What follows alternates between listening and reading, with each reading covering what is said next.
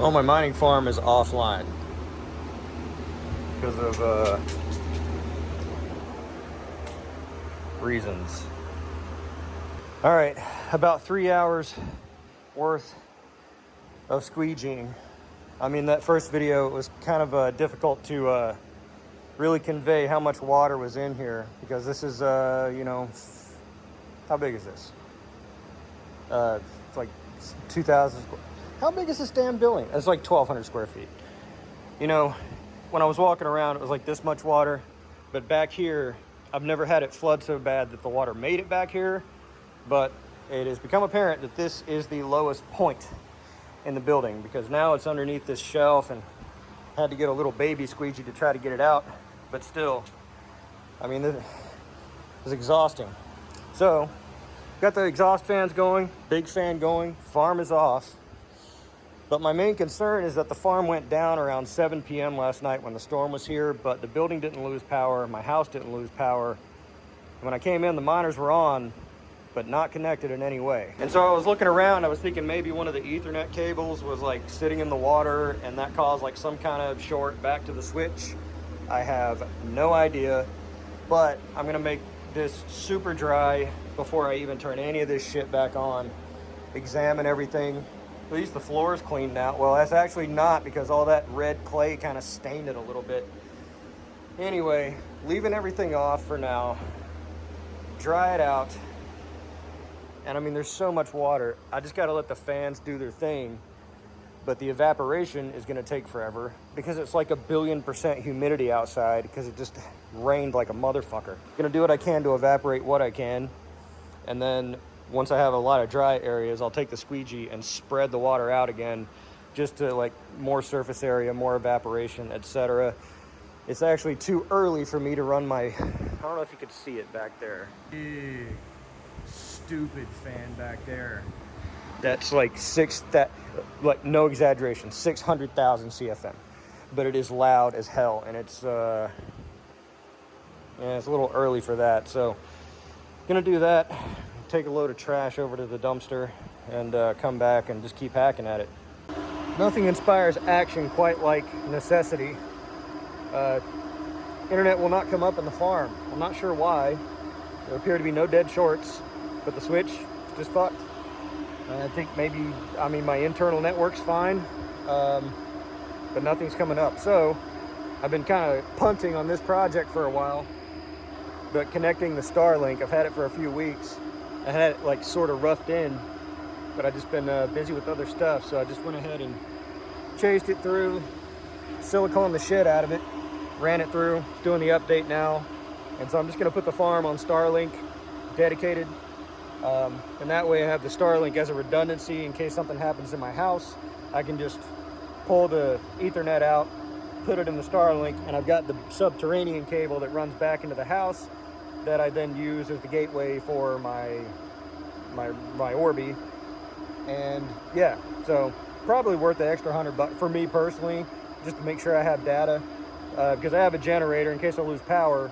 It's safe to say that the TWC box down the street is going to lose power and I'll lose internet completely. So at least I have the Starlink as a redundancy, but when it's not being used for that, it'll just be used to run the mining farm. So got this in, get it downloaded in its update, and hopefully get back online. And just for anybody that wants to call me careless for allowing this to happen, I would just like to convey that it was a tremendous amount of rain in a short amount of time, because I'm kind of amazed that it did it. Slight grade here. So this is coming down, and I just did land leveling, so there is a lot of sand, and I knew that was going to be an issue, but I've got somewhat of a berm built over there to block that.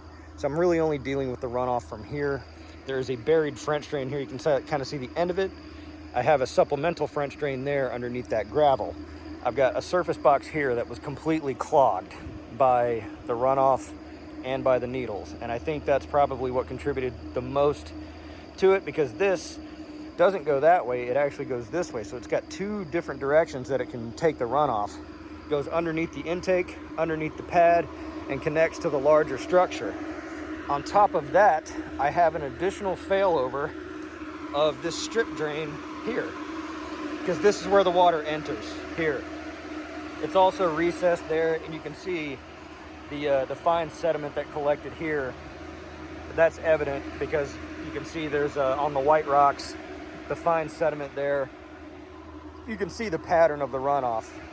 So not only did it make it past those French drains, it bypassed the surface collection box, and then I imagine the strip drain was just overwhelmed with volume. So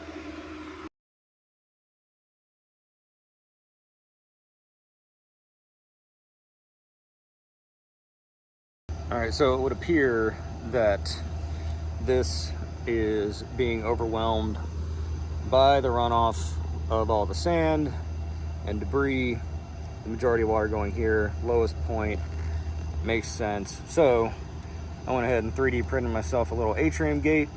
I could have bought this at Lowe's, but I just love printing my own parts, you know, because this is like maybe $3 in material versus $12 at Lowe's, you know. Now the Lowe's grade stuff, these NDF things are made from plastic that, you know, will stand up to abuse and UV rays and shit like that, and PLA will not.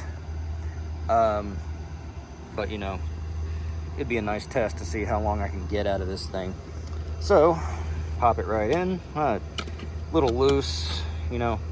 I don't know if I need to really necessarily reprint it. Little loose, but still elevates it up, keeps the grates high. And if need be on version 2, I can make it even bigger, I suppose. But yeah, that should help affray that issue. Keep this here. Well, that's not a good idea. We'll just leave that there. Let's just leave garbage laying around. That's what I like to do. Otherwise, I went ahead and installed a supplemental 5th stage strip drain here. Just put in 1.25 inch, 1.5 inch PVC, and just kind of buried it along this line. Nothing special, nothing involved. Just got it running out here, you know, just in case I need to pull it out. But that hopefully will deal with the runoff. You can kind of see here, like this is a low area and this is where it's getting in. I'm almost positive that's where it's getting in. I don't see like staining and fine sediment from there.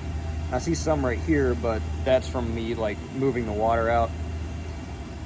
But I'd just like to think the strip drain would be able to take it in, unless it's just a huge volume of water, or that the overflow from the catch basin is actually seeping in between where the sill plate and the concrete come into contact. It's just seeping in. So that's just a matter of siliconing the shit out of it, I suppose. But you know, I don't like the idea of water just sort of lingering in there, dwelling, making mold and shit. Is that a cicada? Is it a dead one? Yeah, he's dead. Look at the ants. ADD much, Matt? Oh yeah. Super dead. Circle of life. Holy shit, look. It's the circle of life.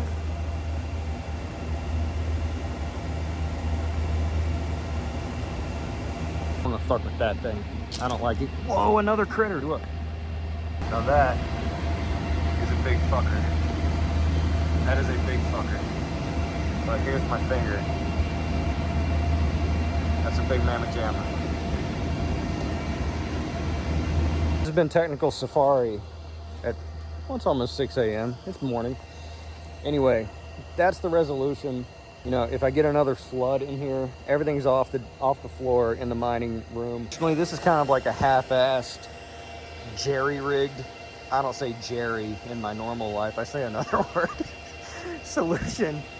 I just kind of took all my extra half-used tubes of silicone and just went all around the room. That way, if it does pull up out here or anywhere, it'll have a really, you know, it'll slow it down enough to where, because I'm always in here at least every 8 hours probably, for me to catch it and like move it out.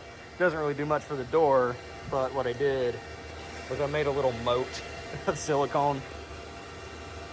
Jerry rigged, right? But it should take it down a notch and like provide some level of protection. And again, what happened was like it's a severe amount of rain all at once, and that's like, you know, happens maybe once a year, once every couple years.